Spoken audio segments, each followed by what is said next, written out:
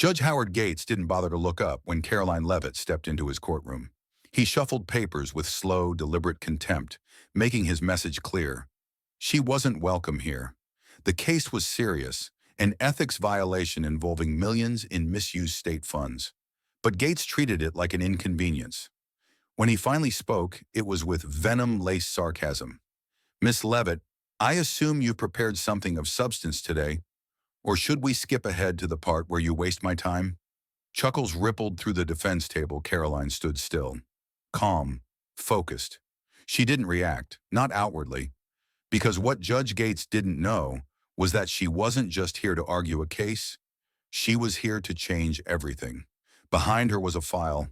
Inside it was a secret, and behind that secret was evidence that could end his career. He thought she was here to defend a budget report. He had no idea she'd already uncovered something darker, something damning. In a few short minutes, Caroline Levitt would no longer be the one on trial. Judge Gates would. And when that moment came, no smirk or robe would protect him. Welcome to Hill Stories. Before we begin, tell us in the comments, where are you watching from today? And if you believe the truth still matters, hit that subscribe button, because what happens next will restore your faith in justice. Caroline Levitt approached the plaintiff's table with steady hands and a steel gaze. The air was heavy with anticipation, but she had come prepared. She opened her folder carefully, laying out the first exhibit, a set of financial documents showing massive discrepancies in public funds allocated to developer Charles Lawson's project. Before she could speak a full sentence, Judge Howard Gates cut in. "Miss Levitt, do you always insist on burying us in paperwork, or is this just how you avoid making a point?" Laughter stirred again from the defense table. Caroline didn't flinch. She took a breath and pressed on. "Your Honor, this exhibit clearly shows that the approved public allocation was $2 million. However, the defendant's internal ledger, obtained via subpoena, shows a deposit of nearly $4 million. That's double the budget." Judge Gates leaned back, folding his arms. "So you're accusing the defendant of magically doubling his money? That's your smoking gun?" "No, Your Honor," Caroline replied evenly. "The signature at the bottom of this disbursement form is the smoking gun." She turned to the projection screen. The enlarged document showed a name written in ink. Judge Howard Gates. The room fell silent for a moment. The signature was unmistakable. Gates narrowed his eyes. "That document is inadmissible." Caroline paused, the silence pressing in on every corner of the courtroom. "Respectfully, Your Honor, this document was obtained through a legal subpoena and chain of custody review. The court clerk has verified its authenticity." "I said it's inadmissible," Gates repeated louder this time. His voice echoed through the chamber, rattling the jury. "It will not be considered in these proceedings." The gallery began murmuring. A few reporters looked up from their notepads. A juror shifted in her seat. Everyone had seen the document. Everyone had seen the name. Caroline didn't raise her voice. She didn't have to. "May I ask on what grounds, Your Honor?" Gates banged his gavel once. "Because I said so." The gavel cracked like thunder, but it couldn't drown out the sound of growing unease. Caroline stood firm. "This is a public hearing with a legally entered exhibit. The document is factual, signed by you, and directly linked to the budget discrepancy in question. The public has a right to see it." Gates leaned forward, his jaw tight. "You're walking a dangerous line, Miss Levitt." Caroline matched his stare. "So are you." That's when the courtroom changed. A shift in energy. Not explosive, just sharp, controlled, inevitable. The people watching weren't just seeing a case unfold. They were seeing something unravel. Judge Gates had just drawn the line, and Caroline had just stepped over it with evidence in hand. The battle wasn't just legal anymore. It was personal. The fuse had been lit. The tension inside the courtroom had reached a slow boil. Judge Gates, visibly unsettled, tried to reassert control through sheer force of personality. His voice sharpened with each objection, each denial. "Miss Levitt," he said, narrowing his eyes, "this courtroom is not your personal soapbox. Stick to the facts or be held in contempt." But Caroline didn't blink. Her hand rested lightly on a folder, one she had saved until precisely this moment. "Your Honor," she said, her voice calm and precise, I'd like to play a short audio clip for the court. It's relevant to the admissibility of evidence. Gates scoffed, waving a dismissive hand. Play it, he muttered. Let's waste more time. Caroline pressed a button on the small recorder, and the sound of static filled the room. Then a voice, low, gruff, and unmistakable, rang out through the speakers. Take care of it. I don't care how. Make sure she never sees those ledgers. The room went dead silent. A ripple of unease passed through the gallery. Reporters froze. Pens halted midair. The defense team stiffened, eyes darting toward the bench. Judge Gates didn't move. Not yet. But the blood had drained from his face. That voice, Caroline said quietly, belongs to Judge Howard Gates. A soft gasp escaped from a juror in the front row. Caroline let the weight of the moment settle before she reached into her folder again. Additionally, she said, I have a transcript from a legally obtained wiretap that corroborates this recording. She handed it to the bailiff, who passed it to the judge's bench. Judge Gates didn't reach for it. His hands remained tightly clasped, his knuckles white. Caroline continued. In that transcript, Your Honor, the voice says, and I quote, "We'll take care of her. She doesn't have anything solid yet, but if she does, I'll make sure it never sees the inside of a courtroom." The room seemed to constrict, one of the reporters whispered to another, and a dozen pens resumed scribbling at once. A camera clicked. The gallery was no longer just spectators. They were witnesses to something seismic. Judge Gates stood up abruptly. That audio is inadmissible, he barked. Irrelevant and potentially fabricated. Caroline's expression didn't change. The wiretap was authorized by federal prosecutors, Your Honor. This isn't theater. This is obstruction of justice. He pointed a shaking finger toward her. I'll have you removed from this courtroom. She stepped forward slightly, her voice still measured. And I'll file for immediate judicial review. For the first time, he looked unsure. I don't know where you got that, he muttered. But you recognize it, Caroline replied, her voice cutting through the silence. Which is why the court must now hear the next piece of evidence, one that directly implicates your financial interests in Charles Lawson's company. Judge Gates sat down slowly, trying to collect himself, but the room had already shifted. His authority, once absolute, was collapsing under the weight of truth.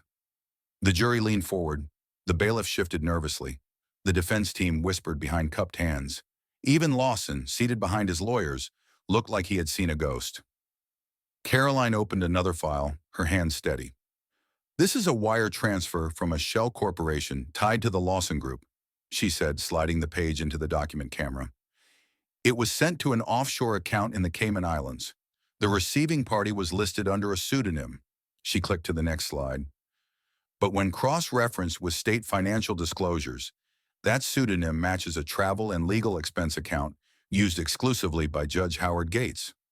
Another audible gasp. Even the court reporter looked stunned. Caroline didn't need to raise her voice. The truth was louder than anything she could shout. Your Honor, she said, her tone quiet but unshakable. The evidence is overwhelming. I suggest you recuse yourself immediately or face the full weight of a federal indictment. The silence that followed was not just shock, it was recognition. The courtroom had seen a man unmasked, and they weren't looking at a judge anymore. They were looking at a defendant. Caroline didn't sit down, she didn't flinch. She didn't even blink. The silence in the courtroom was deafening, broken only by the soft hum of the overhead projector, and the scratch of reporters' pens trying to catch up. Judge Howard Gates had just been confronted with undeniable evidence. A voice recording, a federal wiretap, and financial trails that led directly to him, but Caroline wasn't done. She picked up one final folder and spoke with a clarity that filled every inch of the room. Your Honor, this document outlines a series of expedited zoning permits and inflated city contracts, all pushed through by your office. These permits benefited companies linked to Charles Lawson, the defendant, and in turn, those companies funneled back untraceable consulting fees to accounts under your control. She displayed the flow chart, a neat spiderweb of corporations, bank accounts, and one signature at the bottom of each transaction. H. Gates.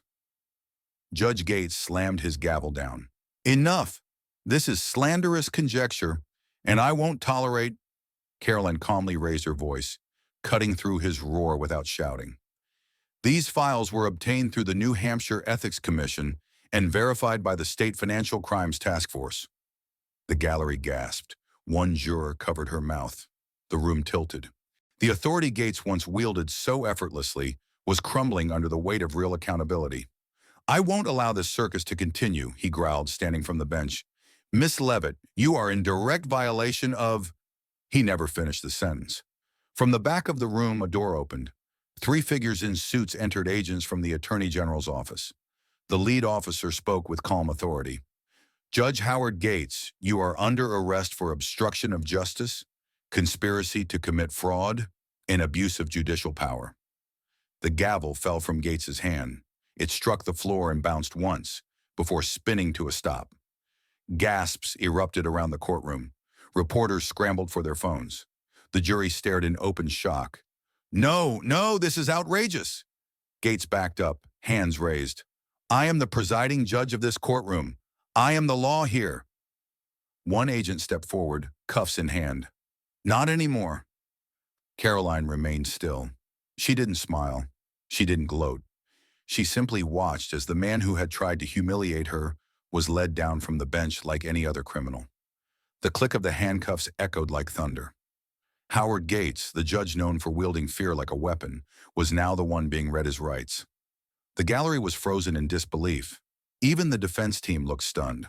Lawson, seated beside them, gripped the edge of the table with white knuckles. Caroline took a quiet breath, letting the gravity of the moment settle. She had waited for this, not for revenge, but for restoration. A courtroom should be sacred ground, not a playground for the powerful. As Gates was led past her, he turned his head. His eyes were no longer sharp. They were wide, confused, cornered. You'll regret this, he muttered. Caroline met his gaze. Justice never regrets. The door shut behind him, and with that, the bench he once ruled from sat empty, a symbol of power undone. But the story wasn't finished. Charles Lawson shifted uncomfortably in his seat, sweat beating at his temple. The man who had sat smugly for most of the trial now looked rattled. His legal lifeline had just been dragged out in handcuffs. And Caroline wasn't done. She turned toward him. Mr. Lawson, she said with quiet conviction, your honor may be gone, but your accountability isn't. He opened his mouth, then closed it again. The courtroom felt like it was holding its breath. Would you like to speak now? Caroline asked. Or wait until your name shows up in the next round of indictments? The developer looked to his attorney, who looked like he'd aged 10 years in the last 10 minutes. No one answered. Caroline's tone stayed calm, but her presence dominated the room. The corruption ran deep, and the public deserves to know just how deep. So I ask again, are you ready to cooperate? The courtroom watched, knowing this wasn't just a trial anymore. This was history, and Caroline Levitt had just flipped the entire system on its head. Within minutes of Judge Gates being led away in handcuffs, the footage hit the internet. A freelance journalist seated in the gallery had captured the entire scene. The arrest, the gasp from the jury, the stunned silence as Caroline Levitt stood unshaken while a titan of the bench was toppled. By the end of the hour, the clip had over 2 million views. By the next morning, it was the top headline across every major outlet in the country. Levitt Justice trended for 3 straight days. Commentators on both sides of the aisle couldn't stop talking about it. Legal analysts dissected the moment frame by frame. Political podcasts replayed the exact second when Caroline dropped the subpoenaed evidence and then calmly exposed the network of corruption memes flooded the internet. Late-night hosts tried to spin it into satire, but even they admitted the moment was unlike anything the country had seen in decades. The arrest of a sitting judge was historic, but it wasn't just the act. It was the woman who had made it happen. Caroline Levitt became a household name, her poise under pressure, her refusal to be intimidated, and her quiet strength all resonated with millions. Older Americans who had watched courts betray their ideals found hope again. Younger viewers saw her as a force of change. Even former critics admitted the moment had been a line in the sand. Politicians who once praised Gates quietly scrubbed their names from past endorsements. Law schools began analyzing the trial as a modern example of courtroom integrity, and behind the scenes, something deeper was beginning to unravel. Caroline didn't stop with the arrest. She immediately filed a formal ethics complaint with the State Judicial Review Board, but she didn't stop there either. She pushed for an independent task force to investigate financial ties between judges, developers, and city officials across multiple counties. Within a week, the governor's office issued a statement supporting her call. Then came the emails. Anonymous sources began leaking documents, email threads between Gates and senior officials. The tone was casual, cold, transactional. Judges discussing rulings like commodities, referring to Caroline as a problem to be managed. It became clear Judge Gates hadn't acted alone. One email caught fire online. It read, "Make sure she doesn't get to Lawson's ledgers. If she does, we'll need to go higher up." The words, "Wait, go higher up," were soon plastered across headlines nationwide. Speculation exploded. Who was higher up? Who else had a stake in the outcome of that trial? Rumors circulated about a federal figure, possibly someone tied to campaign finance oversight. Some whispered about Senator Raymond Collins, a name long surrounded by quiet suspicion. Collins denied everything, but the heat was building. Caroline, meanwhile, stayed focused. She didn't chase headlines. She didn't do victory laps. Instead, she met quietly with journalists, reviewed new evidence, and continued filing paperwork that strengthened the foundation for further legal action. In an interview with WMUR News, she said, "This isn't about one corrupt judge. It's about a system that forgot who it serves. We're just getting started." The public listened and followed. Thousands began attending city council meetings. Petitions circulated to audit municipal budgets. Whistleblowers came forward in other counties, and the Justice Department confirmed it had opened an inquiry based on credible new evidence obtained during the Levitt hearing. What began as one courtroom's corruption had become a national reckoning. But Caroline wasn't celebrating. She knew from experience that power never lets go without a fight, and she could feel something else coming. The closer she got to the truth, the more dangerous the silence above became. The real battle was only beginning. The next morning, Caroline Levitt returned to the same courtroom where just days before a judge had fallen from power in handcuffs. But this time, there was no sarcasm from the bench, no smirks from the defense table, no calculated silences meant to intimidate. The entire tone of the courtroom had shifted. Respect now filled the space where mockery once echoed. Charles Lawson, the once unshakable developer who had laughed at her exhibits and dismissed her as a political distraction, now sat visibly humbled. His suit looked rumpled. His hands twitched nervously as he reviewed notes with his lawyers. There was no bravado left, only fear and desperation. Caroline didn't gloat. She didn't need to. When the new presiding judge called the room to order, Lawson's lawyer stood and requested to speak. The judge nodded, and the lawyer turned toward Caroline. "My client," he said carefully, "wishes to change his plea in exchange for full cooperation with federal and state authorities. He's prepared to provide evidence on a number of public officials he's worked with over the years, including Judge Gates." A ripple ran through the courtroom. Caroline remained calm, then slowly stood. Her voice was measured but firm. "I will support a reduced sentence only if Mr. Lawson is willing to testify under oath, provide full financial records, and cooperate with ongoing investigations into municipal fraud, bribery, and judicial misconduct. No redactions, no omissions. Total transparency." Lawson nodded, the words catching in his throat. "Yes, I'll cooperate." Cheers broke out from the public gallery. Reporters began typing furiously. For the first time, the people of the city felt like justice wasn't just a theory, it was happening in real time. But Caroline wasn't finished. Later that evening, standing beneath the grand rotunda of Manchester City Hall, Caroline addressed hundreds of citizens at a public transparency forum. Her speech wasn't filled with politics. It wasn't a victory lap. It was a declaration of values. "There is no justice," she said, "without accountability. And accountability starts with light, with transparency, with the courage to speak when it's easier to stay silent." The crowd applauded. Many held up candles in symbolic unity. Some carried signs that read, Justice is not for sale. And Caroline showed us the way.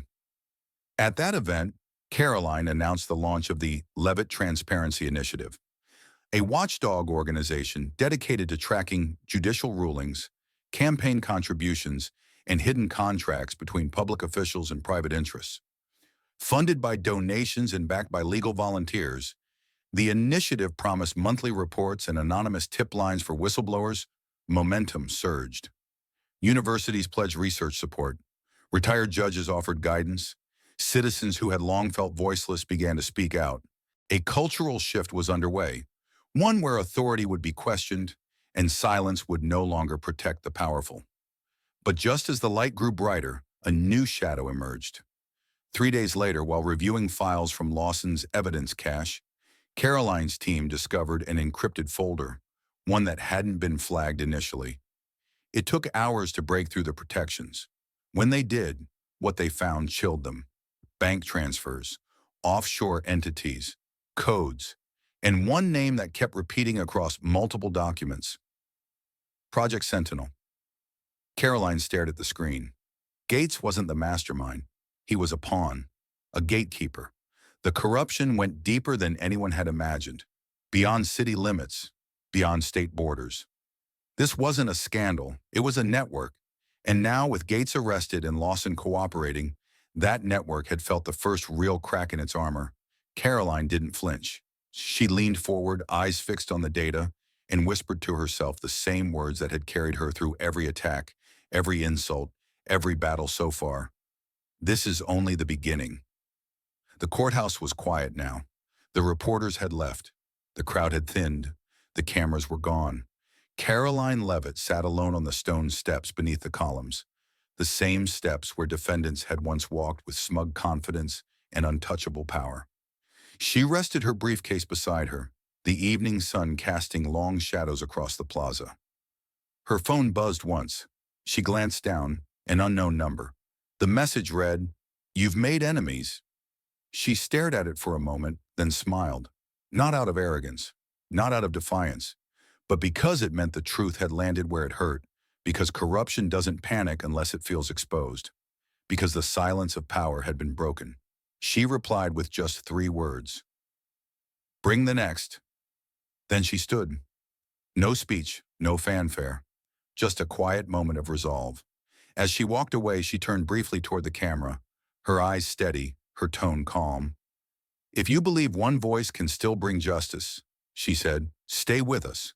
We're just getting started." Then came the final message.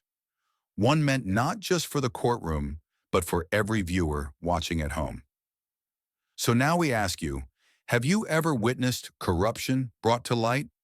A moment when someone refused to stay silent and expose the truth no one wanted to see?